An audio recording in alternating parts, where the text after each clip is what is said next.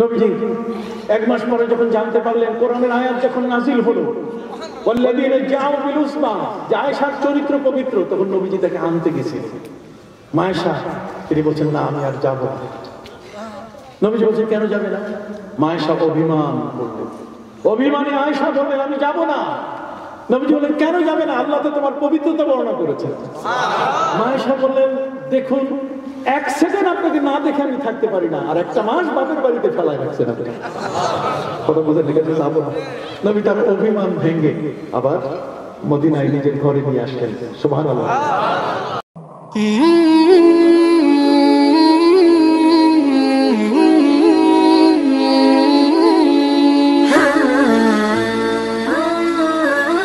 যে আয়েশার বিবাহের ক্ষেত্রে এখানে কোন পৃথিবীর মানুষ ঘটক হয় নাই।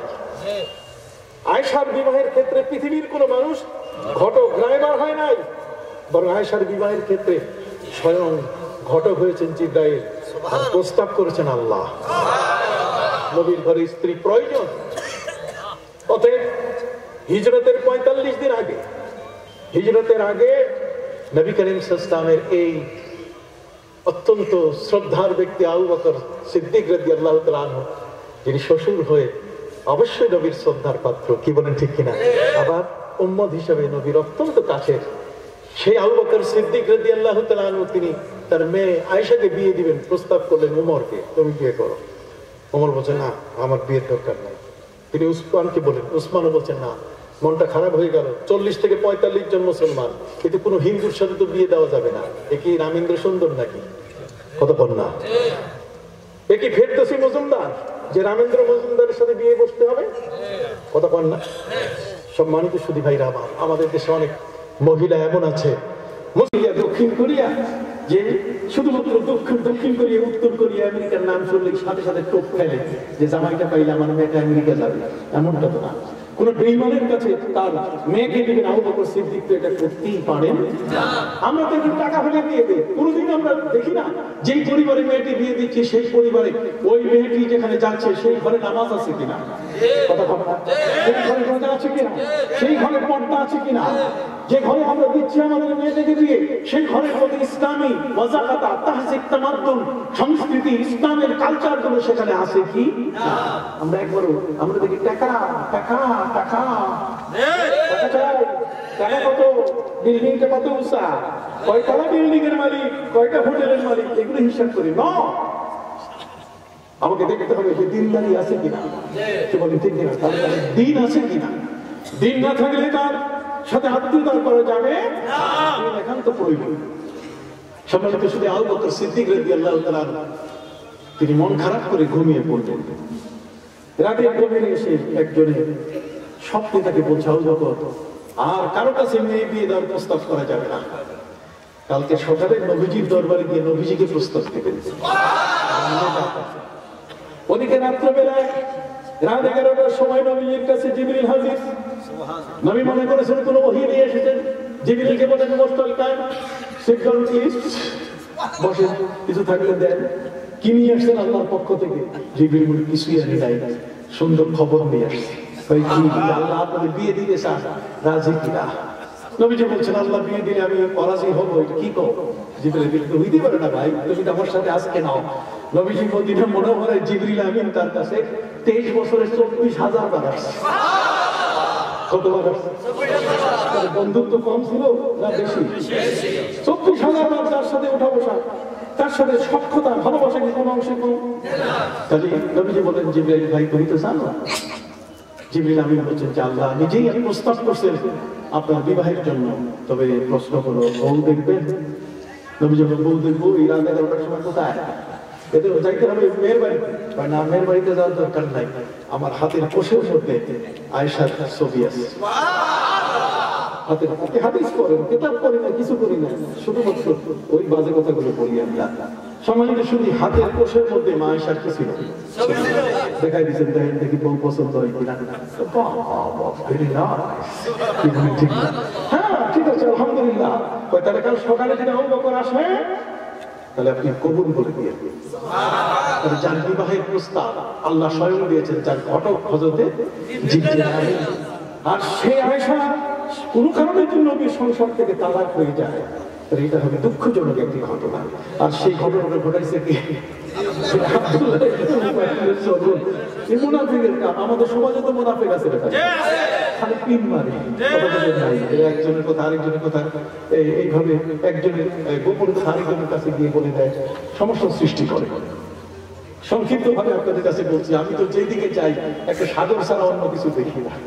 সম্মানিত শরীর, আপনাদের খেদমতে বিনয়ের সাথে বলতে চাই, আগামীতে ইনশাল্লাহ কাছে আসবো, সুযোগ হলে 22 তারিখে আসবো, আপনারা ইনশাল্লাহ যাবেন। কি আসবেন? আসবেন হাজার ভাই আরেকটু দেখান, আমরা কোরআনের কথা শুনবো, আমরা হাদিসের কথাগুলো কি শুনবো। রাজনীতির ফিল্ডে রাজনীতির কথা হবে, কি বলে ঠিক না? কোরআন হাদিসের ফিল্ডে কোরআন হাদিসের কি হবে? কথা হবে ইনশাআল্লাহ। এই জন্য ভাইদের খেদমতে আরজ করতে চাই, পরদিন আবু বকর সিদ্দিক রাদিয়াল্লাহু তাআলা প্রস্তাব করলেন, বিয়ে হয়ে গেল। আর সেই বিয়েটাকে নষ্ট করার জন্য আব্দুল্লাহ ইবনে উবাই ইবনে সালুল, যে বিয়েটাকে তালাকের প্রস্তাব এনেছিলেন নবীর সাহাবী হযরতে হাসান ইবনে সাবিত, যিনি নবীর কবি ছিলেন, তিনি বলছেন নবী আয়েশাকে তালাক দেন। এই কান ঝালাপালা করছেন, ওটা মদিনার মধ্যে আয়েশার চরিত্র নাই, সবার মুখে মুখে তালাক দেন। হযরত ওমর নবীজির হুজরা মোবারকে এসেছেন, তখন তার গায়ের শুধুমাত্র চাদর, পায়ে কোনো জুতা নাই, দৌড়ে আসছে। আসার পরে আমার নবীর ঘরে তিনি প্রবেশ করছেন না, ভয়ে। হাজারো বলেন তিনি তো নবী। ভিতরে যখন প্রবেশ করছেন, নবী ডাক দেন, ওমর এই অবস্থা কেন? পায়ে জুতা নাই আর গায়ের চাদরটা কোনো মতে কোনো জামা কিচ্ছু নেই। হযরত ওমর বললেন যে আমি শুনেছি আয়েশাকে নাকি তালাক দেওয়ার প্রস্তাব করা হয়েছে। নবী শ্বশুররা বুঝে যে মেয়ে যদি জামাই ঘরের সংসার করতে না পারে তাহলে কত কষ্টে, কি বলি ঠিক কিনা? কাজেই নবীজি, আমার মেয়ে তো আপনার ঘরে আছে, কাজে আয়েশা আবু বকর সিদ্দিকের মেয়ে যদি আপনি তাকে তালাক দেন, তা আয়েশা হচ্ছে এমন একটা অবলা, অল্প বয়সী একটা মেয়ে, আপনার কুমারী স্ত্রী, যার আগে কোথাও বিয়ে হয় নাই, সে যখন ওই আটার খমির করে রুটি বানাবার জন্য, তো খমির করতে করতে ঘুমায় পড়ে। আর যখন ঘুমায় পড়ে তখন ছাগল এসে খেয়ে যায়। কাজে এই মেয়েটা খুব নিরপরাধ একটি মেয়ে, যিনি আপনার স্ত্রী আয়েশা, আপনি তাকে তালাক দিয়েন।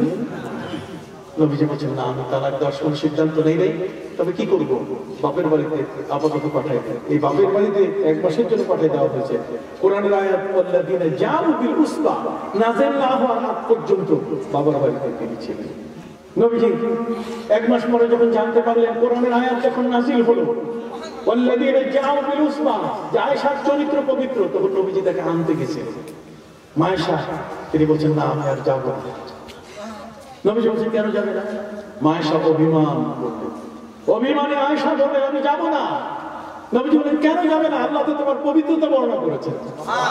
মায়েশা বললেন, দেখুন, 1 সেকেন্ড আপনাকে না দেখে আমি থাকতে পারি না, আর 1 মাস বাপের বাড়িতে ফেলায় রাখছেন আপনি। কথা বুঝে লেগেছে?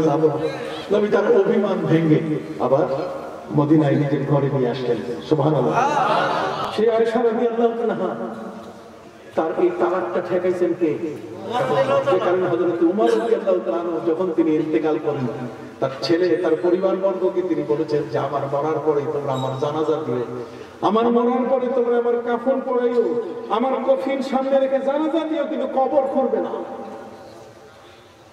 সবাই মিলে বলছে, এটা কোনো কথা নাকি? কোনো মানুষ মারা গেলে 3টে কাজ করা দরকার।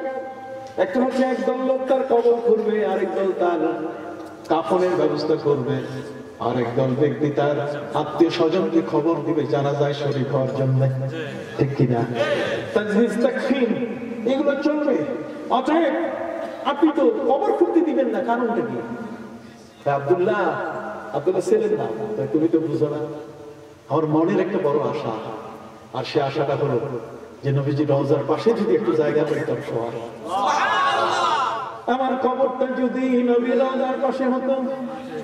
কদমোं में मुस्तफा के घर मेरा मजार होता, वो खाक पाक होती और मैं खाकिसार होता। কাজী নবীজি রওজার পাশে আমার কবরটা যদি হতো, কতই না ভালো হতো।